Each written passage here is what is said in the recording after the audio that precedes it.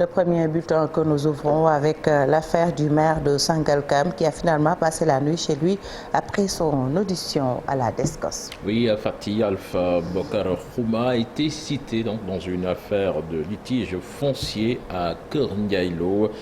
Papso, comme on l'appelle, a appelé les jeunes au calme et a réaffirmé son appartenance à la coalition Yewwi Askan Wi. Je vous propose d'écouter des propos recueillis par Abdou Diouf Diagne et Ahmadou Bamba Samb. Vous avez vu tout ce qui s'est passé aujourd'hui. Et par la grâce de Dieu, je suis là. Donc je remercie les militants, les leaders du département, mes adjoints au maire, le bureau municipal, les conseils municipaux, les populations de la commune de Sangalkam. J'ai vu leur engagement par rapport à cette situation. Donc je prends acte. Inch'Allah, c'est carton yalla. Nous ferons tous les moyens vraiment pour émerger la commune de Sangalkam. Parce que l'espoir est là. La jeunesse, je les aime. J'ai vécu avec eux. La jeunesse de ma commune, la jeunesse du département, vraiment, je leur dis un grand merci. De par leur engagement, leur détermination. Ce qui s'est passé aujourd'hui, vraiment, c'est triste. J'ai même pleuré dans la voiture. Donc, vous appelez au calme. Oui, j'appelle tout le monde au calme. Je suis là, sain et sauf. Donc, tout se calme.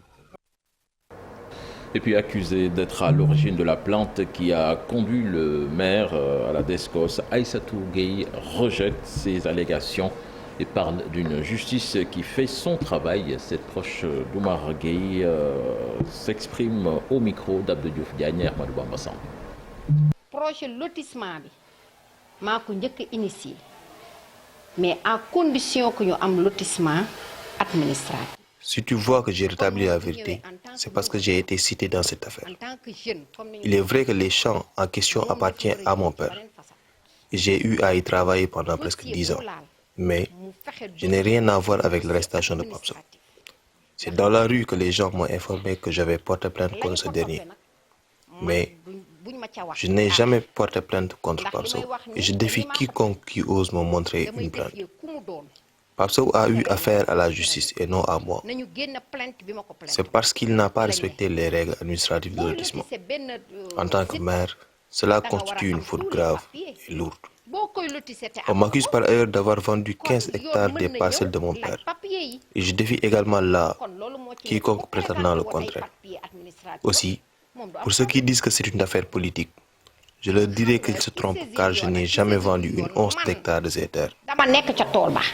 nekkoon fa di fa liggéey pendant des années mu nekk toolu famille tey bu ma ko bàyyee noonu ëllëg lu fa sikk dañ naan man. L'affaire opposant l'Union sociale libérale à l'État du Sénégal jugée aujourd'hui devant la Cour suprême de Dakar. Oui, c'est le 25 mars 2022 que Maître Abdoulaye Tine, président donc du parti USL, avait saisi en référé la Cour suprême pour solliciter la suspension de l'arrêté du ministre de l'Intérieur en date du 3 mars 2022. Cet arrêté donc fixait des modalités d'application du parrainage pour les élections législatives prochaines, donc du 31 juillet 2022 et selon l'UCL, le refus de l'État du Sénégal de se soumettre au droit en respectant l'arrêt de la Cour de justice de la CEDEAO du 28 avril et qui déclarait illégal le système de parrainage. Ce refus devrait être sanctionné par le juge administratif, un juge qui est le garant et le gardien de la légalité administrative. Pour rappel, donc l'affaire avait été déjà appelée à la barre le 9 juin dernier avant d'être renvoyée pour aujourd'hui à 12h. Rappelons que si l'UCL se voit donner raison, ces élections législatives seront reportées. Fatiguant, justement, on en parle de ces élections législatives avec les leaders de la coalition Art Sénégal qui persistent et signent. Ils vont participer à ces élections législatives.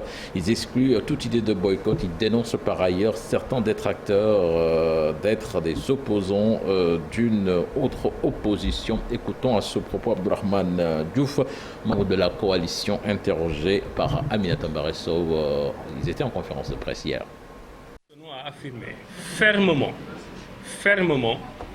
que nous avons l'intention d'aller aux élections législatives du 31 juillet. Il n'est pas question pour la coalition Art Sénégal de boycotter. Les injustices sont les injustices.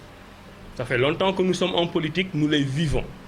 La vraie injustice sur laquelle on n'a pas assez insisté à notre avis, c'est que la liste des titulaires nationaux de Benno Bokk Yakaar n'aurait jamais dû aller aux élections. Mais je vous pose deux questions très simples. Est-ce qu'en 2019, quand on a recalé 22 candidats à l'élection présidentielle, c'était une injustice? Nous le savions. Est-ce que les 5 candidats qui sont passés par les mailles du filet avaient manifesté et avaient appelé au boycott de l'élection? Il faut qu'un pays ait une conscience historique.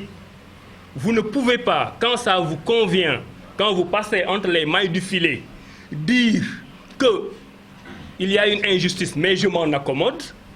Mais quand l'injustice tombe sur vous, vous ne vous en accommodez pas et vous ne voulez pas qu'on respecte le calendrier républicain. C'est ce que nous avons dit, nous l'assumons.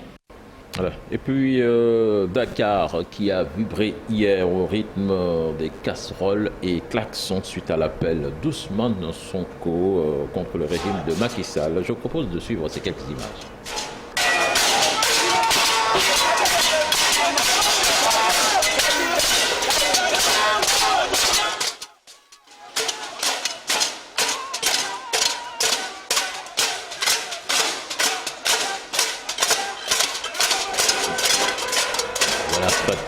Des bruits de casseroles et des klaxons en guise de protestation. Voilà.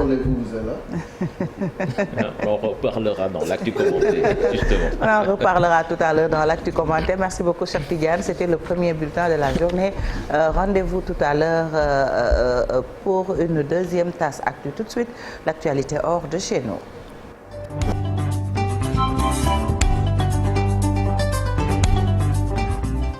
Nous démarrons en Ukraine, Cheikh Tidiane. Voilà, avec le descente de l'Ukraine qui se joue à Bruxelles ce jeudi, où les 27 se penchent sur sa candidature d'adhésion à l'Union européenne, un jalon hautement symbolique près de 4 mois après son invasion par l'armée russe. Pendant ce temps, les forces russes continuent de resserrer leur étau dans le Donbass sur les villes jumelles de Severodonetsk et Lysychansk. Le président Zelensky, lui, peut compter sur le soutien de la présidente de la Commission européenne, Ursula von der Leyen, qui a appelé les dirigeants européens à se montrer à la hauteur en accédant à la demande de Kiev. En Bulgarie, le gouvernement bulgare du Premier ministre libéral Kirill Petkov a été renversé hier par une motion de censure plongeant le pays dans une nouvelle crise politique. Après déjà 3 élections l'année dernière, le texte a été adopté par 123 députés, tandis que 116 ont voté contre sur les 240 sièges, a annoncé donc le vice-président du Parlement Miroslav Ivanov. Plane désormais donc le risque d'une spirale d'élections sur ce pays des Balkans de 6,5 millions d'habitants, le plus pauvre de l'Union européenne.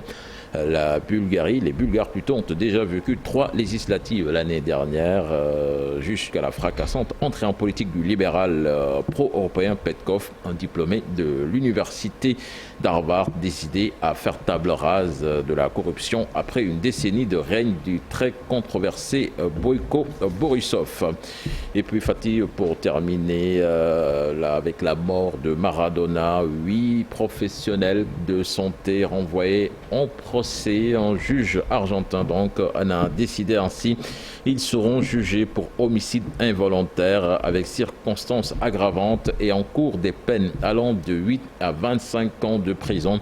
Donc ce juge de San Isidore au nord de Buenos Aires a suivi donc ce mercredi les réquisitoires en avril du parquet et renvoyé en procès à ces praticiens, parmi lesquels un neurochirurgien et médecin traitant, un médecin clinicien, un psychiatre, un psychologue, un responsable infirmier des infirmiers.